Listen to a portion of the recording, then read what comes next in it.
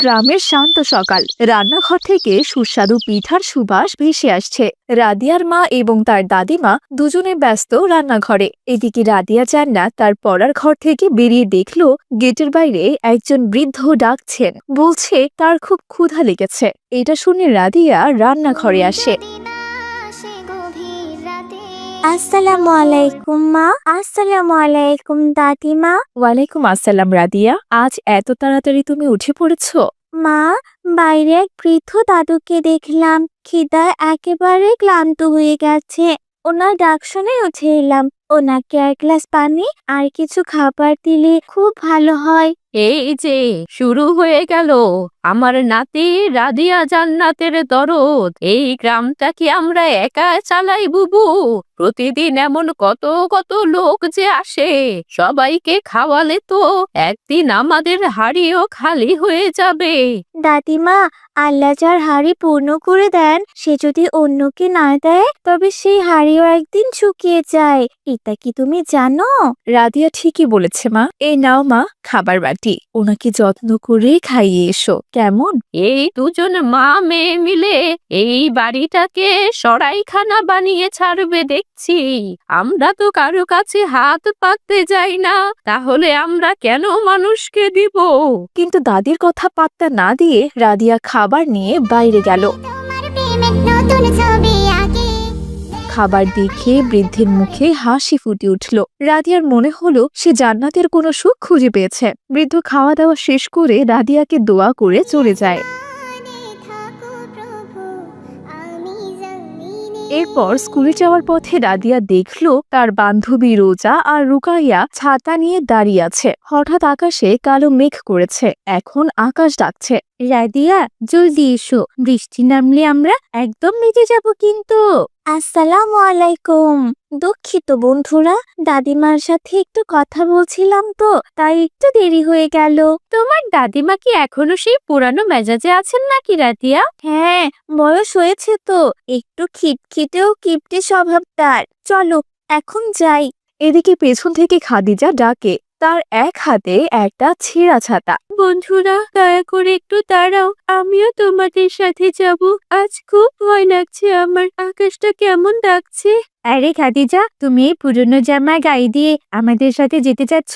আর তাছাড়া তোমার এই ছেঁড়া ছাতা দিয়ে তো বৃষ্টি আটকানো যাবে না, উল্টো তোমার সাথে গেলে আমাদের মান সম্মানটাও নষ্ট হয়ে যাবে। ঠিক বলেছো রোজা। রাদিয়া, চলো আমরা জোরে জোরে হাঁটি। এই ময়লা পোশাকওয়ালা নোংরা মেয়ের সাথে হাঁটলে স্কুলের সব বড় লোকরা আমাদের নিয়ে হাসাহাসি করবে। রাদিয়া হাঁটতে হাঁটতে হঠাৎ থেমে গেল, আর সে বন্ধুদের দিকে এমন ভাবে তাকালো যেন তারা অনেক বড় অপরাধ করে ফেলেছে। থামো তোমরা। পোশাক নোংরা হলে ধুয়ে পরিষ্কার করা যায়, কিন্তু মন নোংরা হলে তা ধোয়ার পানি কোথায় পাবে তোমরা বলো তো? কি বলতে চাও তুমি রাদিয়া? আমরা বড় লোক, আমাদের তো একটা সম্মান আছে নাকি? আমরা কেন ওই গরিবের সাথে হাঁটবো? কিসের মান সম্মান? তোমরা কি জানো শয়তান কেন অভিশপ্ত হয়েছিল? কারণ সে নিজের সৃষ্টি নিয়ে অহংকার করেছিল। নবীজি সাল্লাল্লাহু আলাইহি ওয়াসাল্লাম বলেছেন, অহংকার হলো হকের বিরোধিতা করা। তোমরা খাদিজাকে তুচ্ছ করে শয়তানের কাজই করেছো, বুঝেছো? এটা কিন্তু একদম ঠিক হয়নি। কিন্তু রাদিয়া, আমরা তো শয়তানের মতো হতে চাই না। তাহলে খাদিজার কাছে ক্ষমা চাও, কারণ যার অন্তরে এক অণুপরিমাণ অহংকার থাকবে, জান্নাতের দরজা তার জন্য বন্ধ থাকবে। আর এটাই সত্যি। খাদিজা, আমাদের মাফ করে দাও, আমরা ভুলে গিয়েছিলাম যে আমাদের স্রষ্টা একজনই, আর তিনি সবাইকে ভালোবাসেন। না না, আমি তো রাগ করিনি, আমি তো শুধু চাই তোমাদের বন্ধু হয়ে থাকতে। হ্যাঁ, অবশ্যই তুমি আমাদের বন্ধু। আমরা এমন কথা আর কোনোদিনও বলবো না। চলো এখন সবাই একসাথে স্কুলে যাই। এরপর খাদিজা সহ সবাই স্কুলের পথে রওনা করে। মনে মনে খাদিজাও রাদিয়ার উপর অনেক খুশি হয়। এদিকে স্কুল থেকে বাসায় ফিরে রাদিয়া তার বাবার সাথে পরামর্শ করলো। সে চায় তার দাদিমার এই কঠিন পাথর মনটাকেও গলাতে। বাবা, কাল তো শুক্রবার, স্কুল ছুটির দিন। আমি আমার সব বন্ধুদের দাওয়াত করেছি। মাশাআল্লাহ, মেহমান বাড়িতে আসা তো বরকতের লক্ষণ। বন্ধুদের দাওয়াত করেছো ভালো কথা, কিন্তু ওই যে গরিব মেয়েটা, কি যেন নাম তার, ও খাদিজা, ওকে আনবে না কিন্তু খবরদার। ও আসলেন আমি আমার সোফায় বসতে দেব না, ঘরটাও দুর্গন্ধ হয়ে যাবে ওই নোংরা মেয়েটার কারণে। মা, আপনি এমন কথা বলছেন কেন? আমি যা বলছি ঠিক বলছি বৌমা, তুমি চুপ করো। আভিজাত্যের একটা ব্যাপার আছে না। দাদিমা, অভিজাত্য তো রক্তে থাকে না বলো, আচরণে থাকে। কাল তুমি দেখবে মেহমানদারি কাকে বলে। আর খাদিজাও এখানে আসবে, বুঝেছো? এটাই ফাইনাল কথা।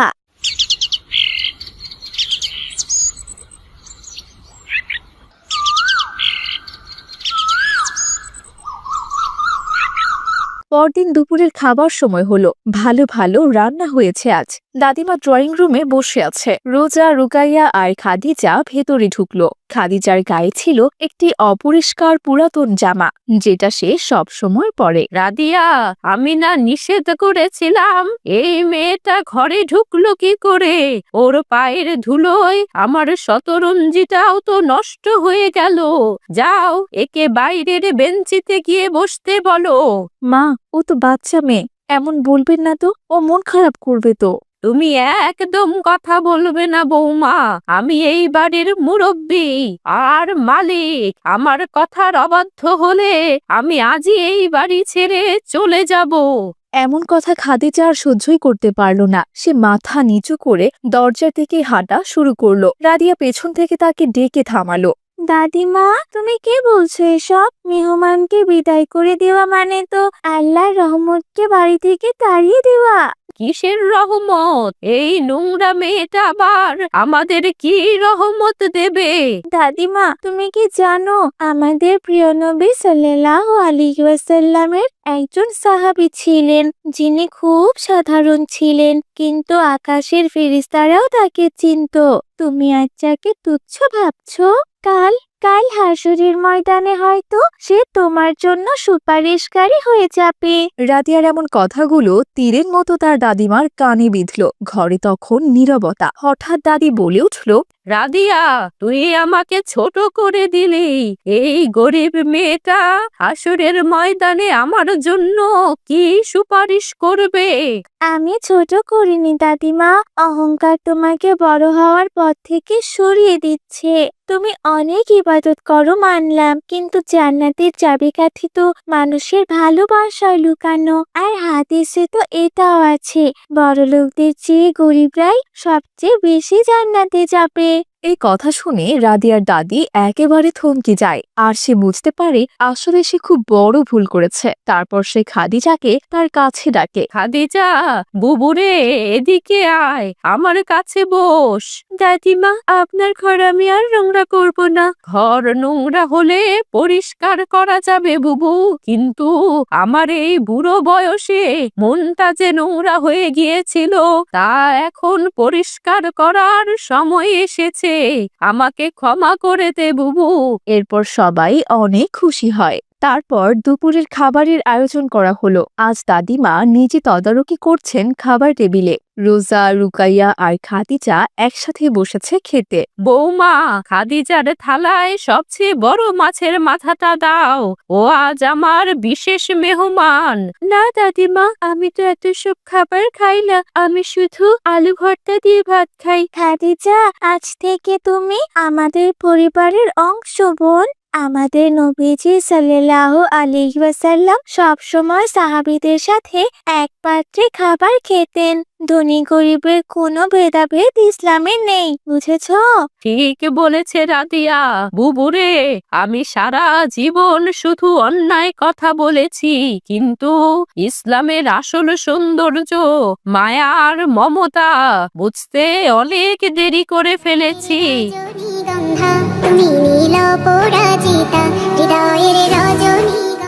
এরপর খাবার শেষে বিকেলবেলা দাদিমা তার আলমারি থেকে অনেকগুলো জমানো টাকা বের করলেন। খাদিজা বুবু, এগুলো আমার জমানো টাকা। টাকাগুলো তুই রাখ বুবু, তোর নিজের জন্য ভালো ভালো কাপড় কিনে নিস, তোর মায়ের জন্য কিছু কেনাকাটা করিস।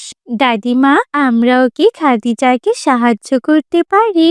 অবশ্যই, তোরা সবাই মিলে আমার রাদিয়া বুবুকে ভালো কাজে সাহায্য করবি।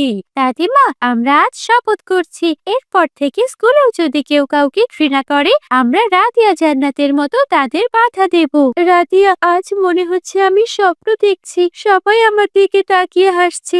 এই সব কিছু সম্ভব হয়েছে তোমার জন্য। তোমার মতো মেয়ে হয় না, সত্যি তোমার মতো মেয়ে যাতে প্রত্যেক ঘরে জন্মে, তাহলে আমার মতো গরিব খাদিজাদের আর কষ্ট পেতে হবে না। শোনো মেয়েরা, তোমরা শুধু পড়াশোনায় বড় হইও না, মানুষের মতো মানুষ হইও, ঠিক আছে? ঠিক আমার রাদিয়া মায়ের মতো। আর এখন থেকে আমি প্রতিদিন অন্তত একজন অসহায় মানুষকে খাওয়াবো। রাদিয়া বুবু, আমার এই সোয়াবের কাজে তুই থাকবি তো? অবশ্যই দাদিমা, আমরা সবাই মিলে জান্নাতের বাগান গড়ব ইনশাআল্লাহ। এরপর সকলে খুশি হয়ে সেখান থেকে সেদিনের মতো চলে যায়। তো বন্ধুরা, পৃথিবীতে সবচেয়ে বড় শক্তি হলো ভালোবাসা এবং বিনয়। অহংকার একটি দেয়াল যা মানুষকে মানুষ থেকে আলাদা করে দেয়। রাদিয়া জান্নাত সেই দেয়াল ভেঙে দেখালো যে জান্নাতের পথ অহংকারের নয়, বরং বিনয়ের মাধ্যমে অর্জন করতে হয়। তোমরাও তোমাদের আশেপাশে থাকা অসহায় মানুষগুলোকে সম্মান দিও। খোদা হাফেজ।